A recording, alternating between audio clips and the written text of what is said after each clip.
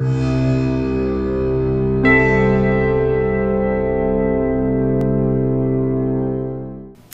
are advantages and disadvantages to having families in the classroom. It does add more responsibility to the teacher. It does demand extra time. You do have to be prepared to plan for activities to keep the parents focused. And some teachers are actually afraid of having parents in the classroom because they think the parents are there to monitor them. Parents need to gain your trust, and one of the ways to do that is to have them in the classroom. When they see that you're natural and that you are doing your job and that their child is learning and responding, that parent is going to gain confidence in you and be a supporter of you. That parent is going to go away with satisfaction. Children gain through having expanded opportunities in the classroom. They're proud to have their parents in the classroom, but they also are gaining because they have someone else in there helping them expand their activities. You are only one person. These opportunities to have parents come in when you have a planned activity allows the children to do things that maybe they couldn't do when you were by yourself. Maybe it might be at Christmas time building gingerbread houses. Can you imagine doing that by yourself with a room full of children? But if you have parents that are working at a station, you can focus on your classroom while the parents are doing a particular project. And what a wonderful thing to do for children to give to expand their activities. There's an extra pair of hands in the classroom, and so it makes some activities possible that you couldn't do before. When parents come in, or before they even come in, you need to gather information on them before they volunteer. You need to know a little bit about something about the people that are going to come into your classroom, and part of that is your director's job and the policy of your center or your school. You need to know their names. You need to know that they are free from any kind of criminal background, and you need to know about their families. You might ask, what are the names and ages of the children in their family, or who are the members in their home. You might ask the parent what their occupation is. That might give you an indication about how they are able to help in the classroom. You might ask the parents about their interests and their hobbies, their pets, their travel, their cultural or religious backgrounds. All of those things can be contributing factors to a parent visiting a class and sharing something in a class. So not only do you need to make sure that you know something about the parent from a safety standpoint, you can gather information from a parent at the beginning that might help you in planning events and activities and special visits throughout the rest of the school year.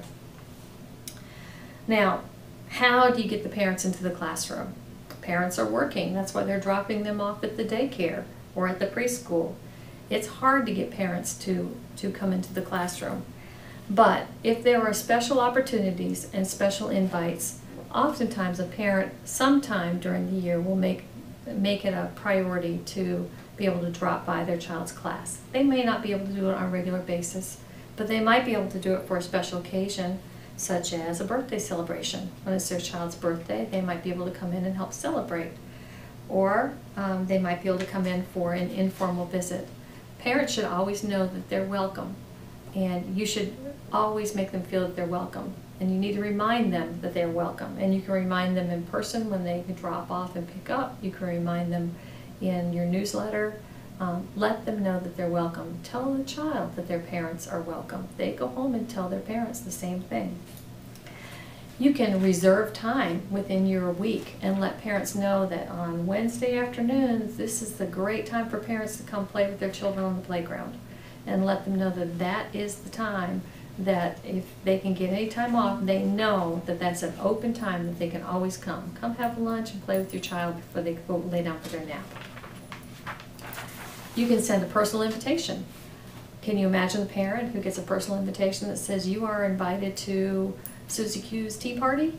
Whatever that is, let them know that they are intentionally invited, not just a group invitation, but an invitation with their name on it. Invite people to lunch. Children love to have their parents come have lunch with them, and that may be the only time that a parent can get away during their lunch hour. Invite them for special occasions. Maybe you're having a Christmas party or a Thanksgiving dinner or an Easter egg hunt. So invite them for those special occasions. Invite them to come have what we call a walking report card. A walking report card is the parents coming to the classroom, walking through the centers, being guided by a teacher or an aide, and showing them the activities that are in the centers so that parents understand what kinds of things the children work on while they're in class and what kinds of things they're learning from, and ways that they can take those same items into their home and continue their learning at home. We have drop in and read. Sometimes parents can just drop by during an afternoon. Maybe they pick up their child early that day and they can drop in and read a book to their child or to a group of children. We have Zoo Day. Zoo Day is a day when parents are and children are allowed to bring their pets to school with the parent. The parent can't just leave the pet there. And they bring their pet and they have a little pet parade outside, and the parent gets to, the child gets to show off their pet, and the parent is there with them, and then the parent takes the pet away. Field trips. Having parents go along on field trips is helpful. You have to be careful about who goes on field trips. We always know that there are certain parents that like to go on field trips because they're fearful that their child might get snatched up or something, so they insist on going on field trips. And that's okay, but we need to be careful about who goes on field trips, that we choose people we know that will be watching out for the whole of the group of the children in their care and not just their child.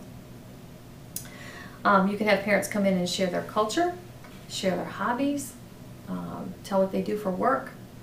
They can, parents can be involved by bringing in materials and sharing materials. And they also can come in and if they have a special skill, to come in and show their special skill. So there's lots of things that parents can do. You need to think creatively besides just going on a field trip or just coming in to read. Those are all great things, but there are lots of ways that parents can share in the classroom.